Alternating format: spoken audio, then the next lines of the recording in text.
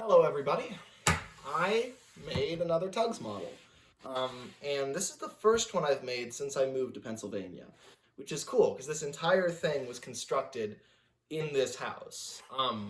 It's kind of a sign that I've really moved in, and I kind of have all the facilities that I need to do what I love to do. Because there's a lot of stuff I had to buy over time. There's a lot of, like new tools and I had to like acquire materials and I had to you know like build a workbench. Build, it's not that extravagant, but it's a place to do my modeling that wasn't here when I got here. I have a whole set here to show you properly. I have a sky backdrop that ends prematurely, and that's always going to bug me until I get a new one, but that's just what it is. um it's probably not a problem if you've got like a backdrop or something, which most sets have. But we're in the void right now. I mean, Big Mac, like we both know this is a set, but he doesn't, and he's freaking out. um, but I'll try to explain it to him later. What the hell is going on? You could maybe explain it to me now. No, I'm sorry. We have a video to do. All right, you say so.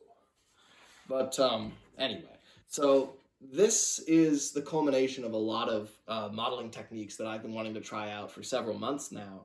But because I've been in the process of moving and also working on other projects that really didn't relate to tugs in any way, shape, or form, I didn't want to kind of waste my um, like I don't want to say waste my time, but I didn't want to get off topic. I wanted to focus on what was in front of me. And now I had kind of a good opening. I didn't have anything to work on. I was like, what should I do? And I'd drawn some sketches, some blueprints, figuring out roughly what I wanted this style to look like. And I was like, yeah, let's do that. So here, let me walk you through exactly what makes this model what it is, because it is. I've put a lot of thought into the design.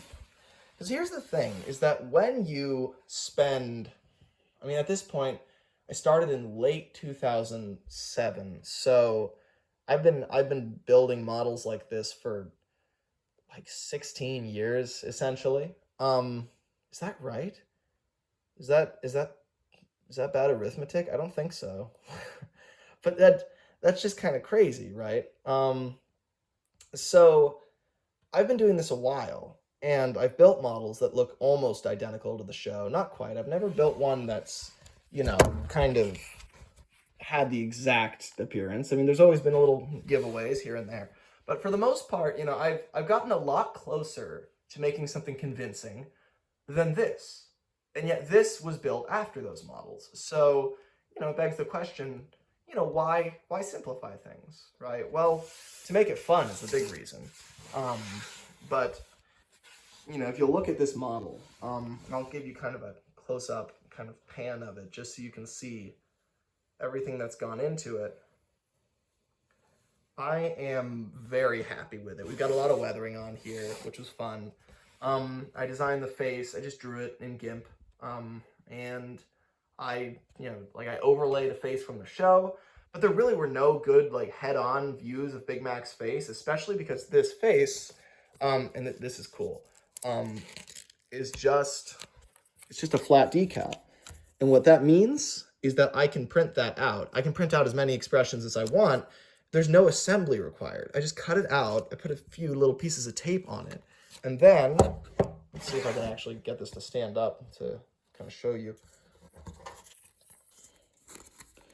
It just goes right on the wheelhouse. Like that. See how quick that is? And, really the key thing here is the underlying shape. It's the fact that I built the wheelhouse at this angle, so then you get kind of the chin effect. So I don't want to say this face is 2D, because it really isn't. From most angles, it looks great. And I found this out on Tugs TWR, because that was an exercise in making a model as simply as I could. Tugs TWR isn't coming out anymore. I abandoned it a year or two ago. Despite all the lovely people involved in that, and all the passion. I like, there's no way I'm ever going to make a series or a movie or anything Tugs related unless I can carry it on my own. And I think with that project, I was hoping that all the people I brought in would carry me forward when I was lacking inspiration. And that's not how it works. I was the leader of that thing, right? And so I kind of had to create the morale. And if I didn't create that morale, then it was never going to come out. Um, and that's not to say anything about the talent and the enthusiasm of everybody involved, but the truth is, I should bring people in to help me make something, not to make it possible. I need to be able to do it alone and then bring other people in to make it easier. But the notion of bringing other people in because that's the only way to get it done, I don't think that attitude's ever going to get anything out of me, is the truth of it. So that's why I canceled that. But I learned a lot from it. And one thing I did was simplify the models as much as possible. So this is kind of an evolution of the Tugs TWR style because those models took 5 days to make, which is pretty quick in terms of my models. Blue Nose took like a month or maybe two, I can't remember. When I did a detailed replica, that took a long time. But making something that has like just kind of stickers essentially for the splash rails. This is just painted masking tape that goes along the sides. And a face that you can just print off the printer. Not only does this save me time once making the first face, it saves me time for it's like 10, 12 different faces because now I can just design them in GIMP and print them out. There's a lot of little things like that. The fact that these portholes aren't real, they're just stickers, right? That stuff saves a lot of time. The biggest time saver that I didn't have access to, and in fact was a little bit on my high horse about at the time of Tugs TWR, was 3D printing a lot of smaller components that would have been a kind of a huge pain before. So the bollards here are printed, the cowl ventilators are printed, the handrails are printed. This was a pain when I did it on Blue Nose. I literally soldered paper clips together. It is the worst thing a human can do. Don't do that to yourself. Find another way, because they would break constantly and I couldn't fix them. And just because solder is silver doesn't mean it's going to weld paper clips together, okay? Just because they're both silver and metal it's not how physics works. All right. Anyway, these are just straight up 3D printed on a PLA printer on the bed. Just a little bit of cleanup required. I just when I printed it, there were a few cobwebs kind of in there, so I just had to kind of sand them out. But for the most part, it was pretty successful, and it looks great. It adds a lot of kind of just a lot of character, I think. We've also got the tension wires. We got 4 leading up to the mast here. I poked through the deck. I taped them to the underside of the superstructure, and then I taped them up here. And so you've got that kind of really cool tension wire effect.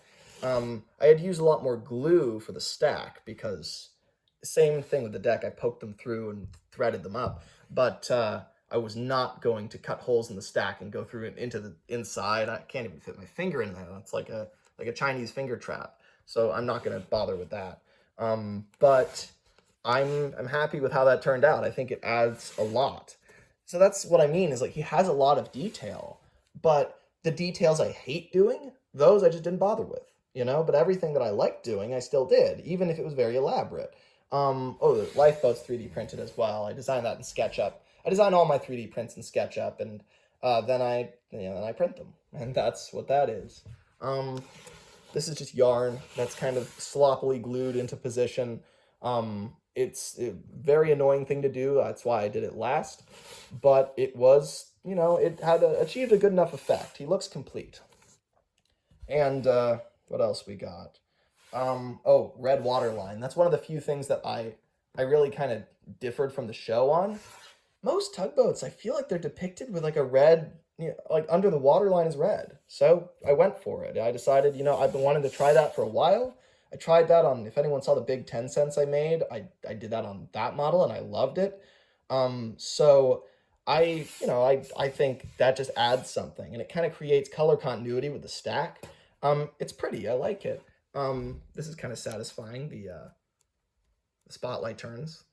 So yeah, this took me about 2 weeks to do. And that's with working and doing other stuff and being all around, not super busy, but busy enough that I couldn't make this my sole focus.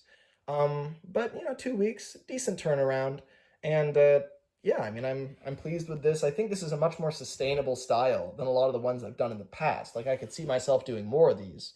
No promises. And I don't know what I'm gonna feel like doing next. I'll probably take a break from tugs now because I dedicated 2 weeks to it and do something else. But but yeah, I'm really happy with how he came out. It just kind of embodies the character, I feel. Like, it took me a really long time to understand the shape of these models well enough to, like, get this look. Like, I've always loved this. He's, like, really long and swooping from the side, and he's really, like, wide from the front. You know, if you just look at him like that, like, he's got so much width to him, you know? He's like, you can just feel the power of this boat. And then if you look at him from the top, he's like, you know, he's more of a, I don't know, like he's wide and he's long. I mean, it's just so interesting, like how he looks so different depending on the angle. You would never be able to extrapolate the shape of this boat from this shot alone. You really need to see him from every angle.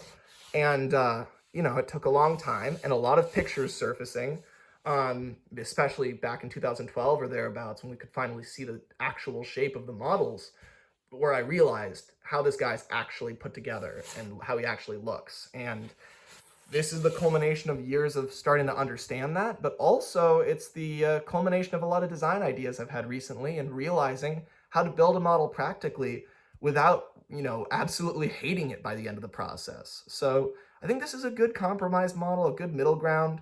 I'm really happy with it. So yeah, there he is. So that's what I've been working on lately. Figured I'd show people. So there you go.